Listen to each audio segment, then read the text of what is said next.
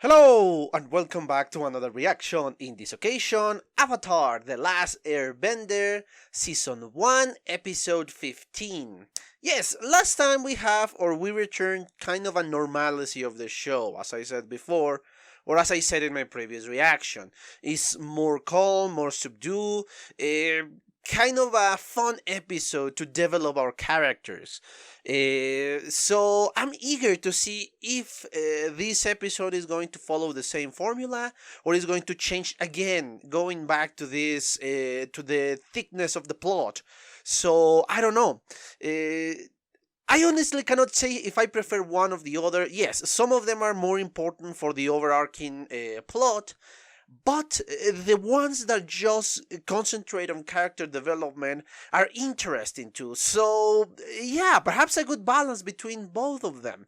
But anyway, I think I'm rambling just way too much. I just need to remind you that please, if you are not subscribed, consider subscription to my channel. And of course, leave me a like, a comment if you want. Or if you don't want to leave me a like and just give me a comment, go ahead. But please do so if you feel inclined to do that, of course. There is no obligation here, man. But anyway, enough rambling from my part. Let's just cut all of this and watch the episode, shall we?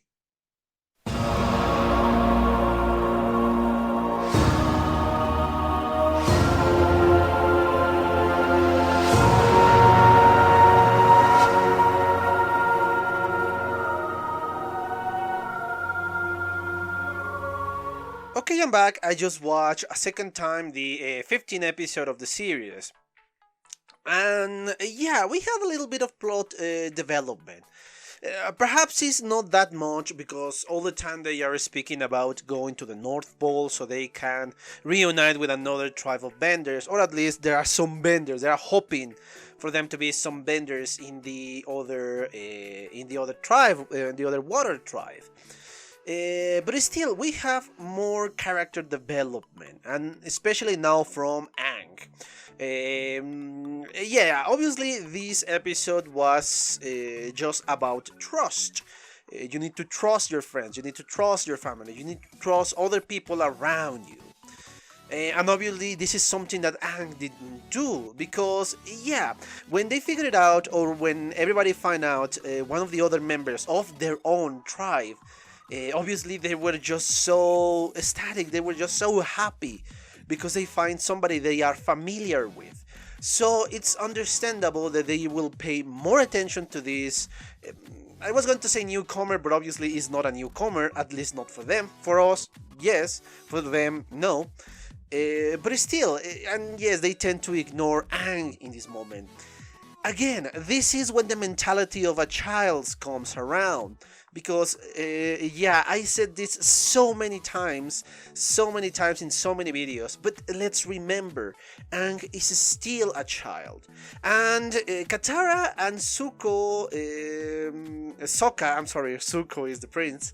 Sokka are still teenagers. They are not just, I don't know, 20 years older or something like that. No, in the mental age, they are around the same one. Perhaps 2 or 3 years older than Aang, and I mean mentally. Obviously, we know that Aang is 111 or 112. But anyway, yeah, so every single thing that we see in this episode, this way of Aang feeling kind of alone and the others just paying attention to somebody else, yes, it's understandable. It works in the mentality of kids, it works in the mentality of teenagers. And I like especially one point in this episode. We usually tend to see very tall to Sokka and Katara, and obviously the short one is Aang. But when you put it in perspective and so close to somebody else who is just so tall, and yes, is a full-grown adult, you start to see a little bit deeper that, my god, these are not grown-ups. These are basically children going to face a war, ready to face a war, especially Aang, because he is the central point of the story. He is the Avatar. And when you put that perspective, it's, my god, terrifying. Just I don't know if as terrifying as the thought of behind the scar of Prince Zuko, but really, really terrifying, because these are children getting ready for war.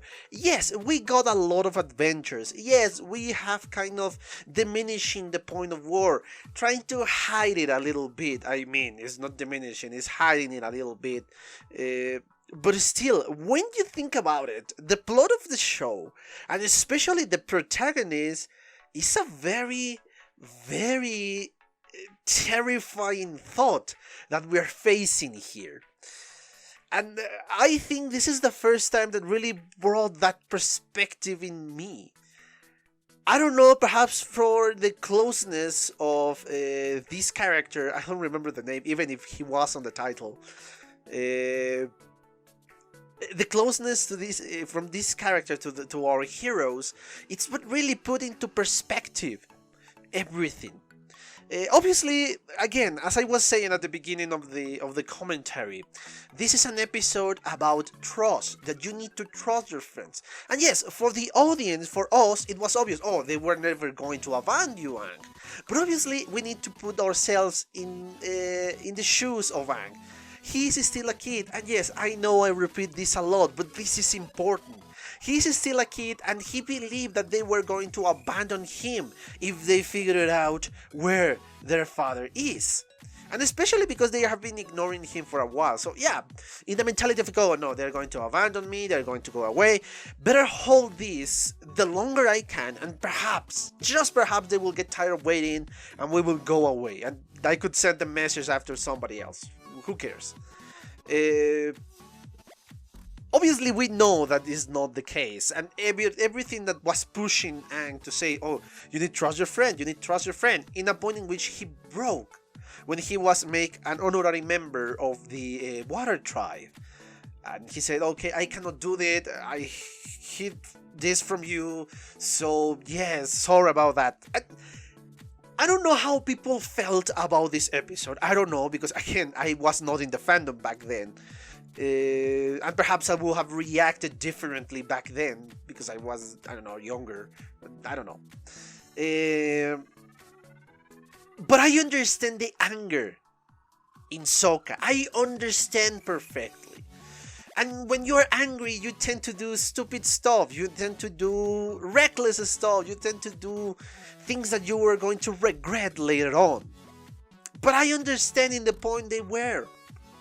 Even the adult try to reason with them, but I guess they need to understand these by their own. If you push somebody else, they're going to be more stubborn, say, oh, I don't care. So yeah, I'm not angry at Sokka, perhaps because he's one of my favorite characters, but I'm not angry at him, nor I am angry at Katara. I understand the way they are thinking, because yeah, they were not even abandoning him, they were not planning to abandon Aang, and he betrayed them. They see this as a betrayal, and I understand the feeling. I genuinely do. And obviously this is a plot related point for the episode, that they need to be separated and need to be going to the rescue, etc, etc.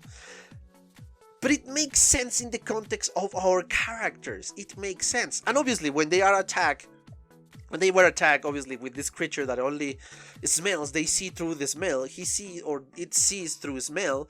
Everything go around. And yes, I love how Aang was able to rescue both of them. And with a very spectacular fight. I genuinely love the choreography in this fight. You can see that somebody with a lot of knowledge, or a group of people with a lot of knowledge of fighting, got behind said fight, got behind the choreography of said fight. Because again, you can put a fight with a lot of powers, with a lot of spectacular explosions, all of that, but if you don't choreograph it correctly, it's going to look boring in a certain point. Yes, it's going to wow you with the spectacular special effects, but it's going to reach a point in which you say, okay, too much, give me something else. And this is a very cool dynamic. I wouldn't say cute, but no, it's cool dynamic that we have here in the fight. A very close encounter, very close combat.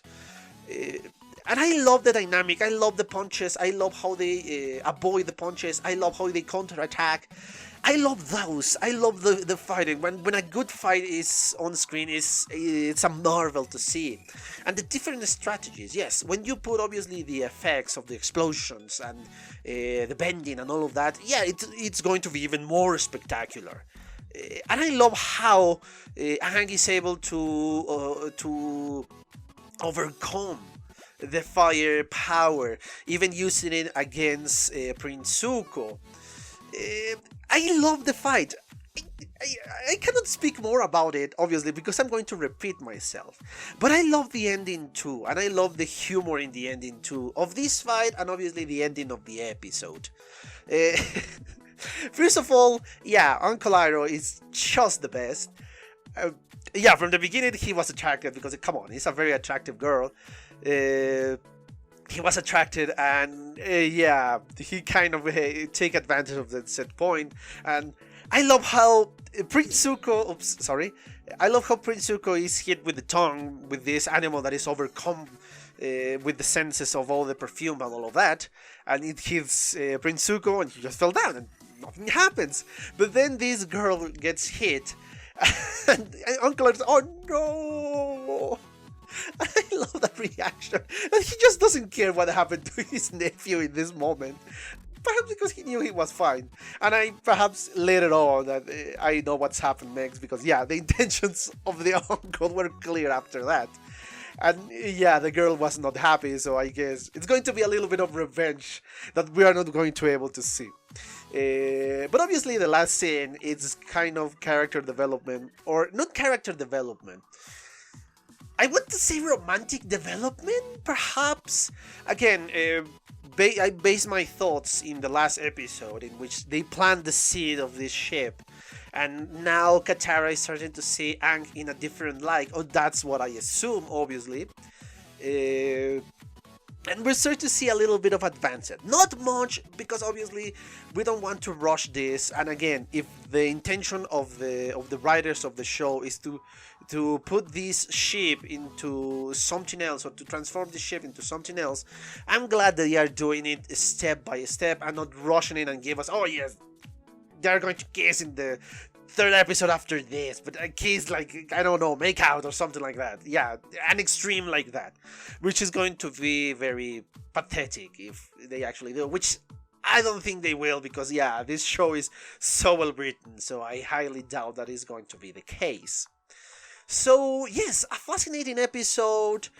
We got a little bit of a perspective in Aang, that he need to trust more his friends, but again, it's character development, which is something I'm welcoming. So yes, a pretty good episode, a pretty fun episode too, a lot of fights, which is something I'm always grateful for. But anyway, I think I exhausted the topic of this episode. Just remember, if you are not subscribed, please consider a subscription. Leave a comment to let me know what you think of my reaction/commentary. And yes, I have nothing else to say, but thank you for your attention, and see you in the next one. Bye! Okay guys, I hope you enjoyed that video, and if you did, give it a like, so the algorithm from YouTube will help me out. And check my other videos, share them, and also why not subscribe to my channel and join this community. And as always, I want to thank you for your attention, your likes, and even your dislikes, your comments, which is something I always look forward to read. And yeah, once more, thanks, and see you on the next one.